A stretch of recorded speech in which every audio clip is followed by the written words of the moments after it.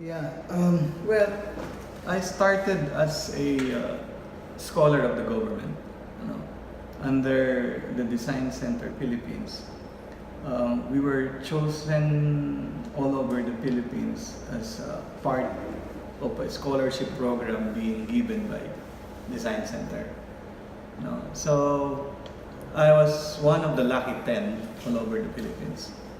So that somehow started my career as a designer, or industrial designer. Because previously I was um, enrolled in architecture in UP. No, but when I was chosen to be one of the scholars of industrial design, having finished my vocational and high school degree, I started learning, or I started educating myself in industrial design in UST. No? So definitely after graduation, after um, college, no, we went direct to Design Center Philippines. By the way, Design Center Philippines is the one in charge in implementing industrial design here in the Philippines. They are the pioneer. They started industrial design during the 1970s. So they gave us a lot of scholarship program in industrial design in different universities, particularly the four big universities like PWU, Mapua, UST, UP, just to name a few. So after graduation, I started my career in industrial design in Design Center Philippines. After 8 or 9 years in Design Center Philippines, so I wasn't able to finish my contract because I was supposed to stay for 12 years.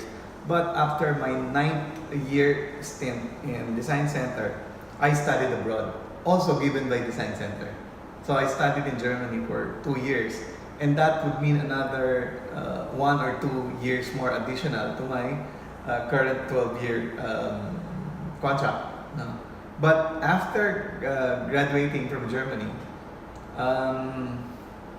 I decided to get out of the center after 9 years.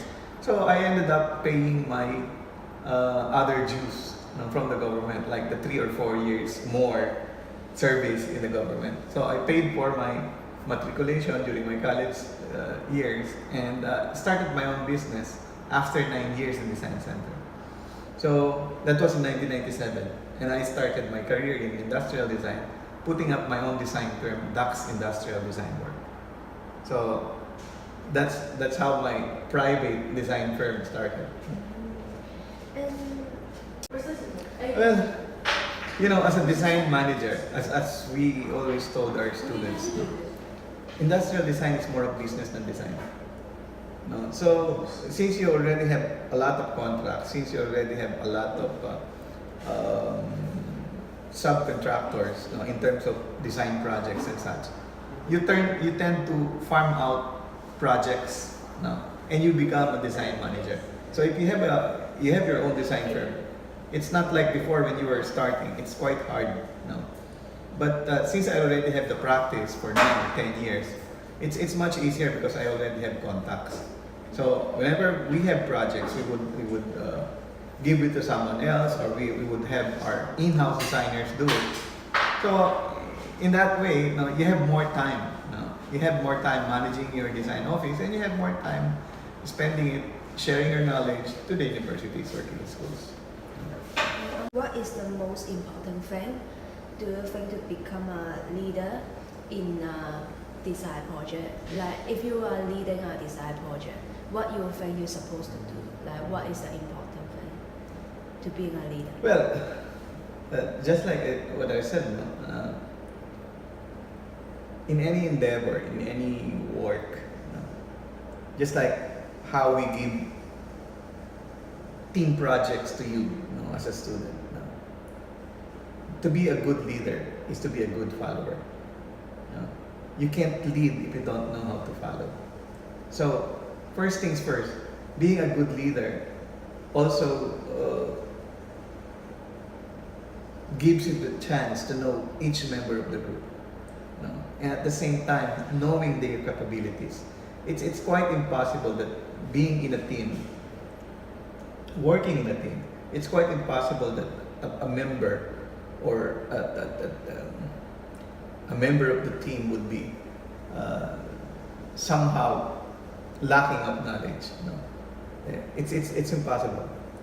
And every individual have a capacity, and being a good leader, you must be able to tap that characteristic, that capacity.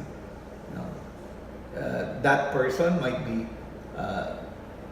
bad in terms of design or in terms of teamwork, but he or she might be good in working on other matters such as organization, financial, marketing. No? So being a good leader is like knowing an individual's capacity. No? It's knowing how people work. So in industrial design, it's like you must always have some people skills. You must somehow know the psychology of design. Industrial design is never one man's work. So that's a good observation that you are leaning towards leadership, because how can you be a leader if you're alone? It should always be a teamwork. So that's what we keep on reiterating. You can never work alone. So what does it take to be a good leader? Well, knowing one's capacity, knowing your team's capacity to work on a project. You can't, after all, you can't really work on a project alone and call it a teamwork. Does that answer your question? Yeah, sure. Okay, thank you. Okay, thank you.